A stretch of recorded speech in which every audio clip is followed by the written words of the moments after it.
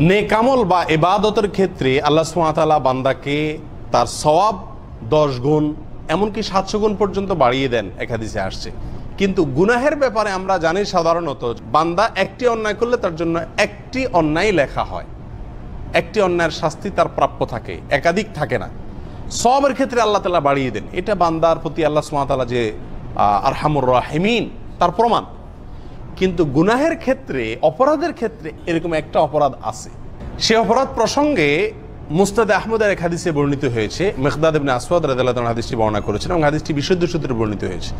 রাসূল আকরাম সাল্লাল্লাহু আলাইহি ওয়াসাল্লাম একবার সাহাবা একরামকে জিজ্ঞাসা করলেন যে জেনা করা কারোর প্রতি এটাকে তোমরা কিভাবে দেখো? সাহাবা একরাম বললেন, ইয়া রাসূলুল্লাহ, এটা তো হারাম, আল্লাহ তাআলা হারাম করেছেন, বড় অপরাধ সমূহের মধ্যে থেকে একটা, অনেক বড় অন্যায়। নবী আলাইহিস সালাম বলেছেন, প্রতিবেশীর যে কোনো এক মহিলার সাথে জেনা করা অন্য 10 জন মহিলার সাথে জেনা করার চাইতেও বেশি জঘন্য। এবং তিনি আরো বলেছেন, প্রতিবেশীর কোনো কিছু চুরি করা এটা অন্য 10টা চুরি, অন্য 10টা ঘর চুরি করলে, ঘরে চুরি করলে যে অপরাধ হতো তার চাইতে বেশি অপরাধের। এভাবে নবী আলাইহিস সালাম 2টি পয়েন্ট শুধু বলেছেন, জেনার চুরির কথা। এভাবে আমরা যদি অন্যগুলাকে এর সাথে মিলায় নেই, প্রতিবেশীরকে কষ্ট দিলাম, তাহলে অন্য 10 জন মানুষকে কষ্ট দেওয়ার চাইতে বেশি অপরাধ। এভাবে অন্যগুলাকে আমরা মিলিয়ে নিতে পারি।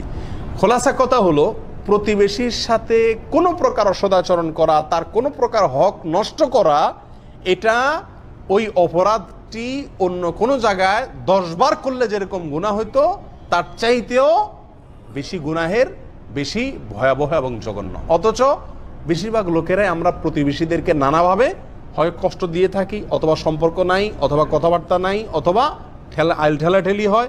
এক কথা, প্রতিবেশীর হক আমরা নষ্ট করে থাকি। প্রিয় বন্ধুগণ, এই জন্য এই গুনাহের ব্যাপারে আমাদের খুব বেশি সচেতন থাকা উচিত, খুব বেশি সাবধান থাকা উচিত যে আমার দ্বারায় প্রতিবেশী বা আমার আশেপাশে যারা থাকেন, প্রতিবেশী বলতে আমার স্থায়ী প্রতিবেশী হওয়া কোনো জরুরি না। আমি এক জায়গায় ভাড়া আছি, আমার পাশের ভাড়াটিয়া, পাশে ফ্ল্যাট আলা, সে আমার প্রতিবেশী। আমি একটা বিল্ডিংয়ে আছি, পাশে বিল্ডিং আর আমার প্রতিবেশী।